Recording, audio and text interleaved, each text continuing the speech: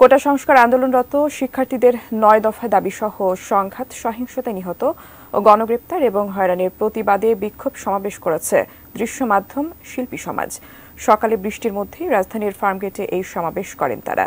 এই সময় জানান, গণগ্রেপ্তার ও হয়রানি বন্ধ সহ আটক শিক্ষার্থীদের মুক্তির দাবিতেই তারা জড়ো হয়েছেন।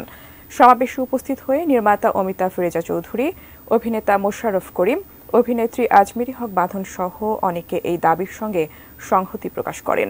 সমাবেশে বক্তারা বলেন, সব হত্যার হিসাব ও বিচার করা সহ নির্বিচারে গুলি সহিংসতা বন্ধ করতে হবে।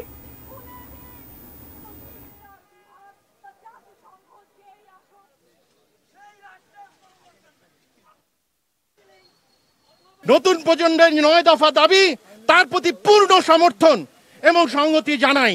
হত্যা, রক্ত এগুলো দেখতে চাই না, এগুলোর বাইরে আমরা থাকতে চাই, আমরা শান্তি চাই।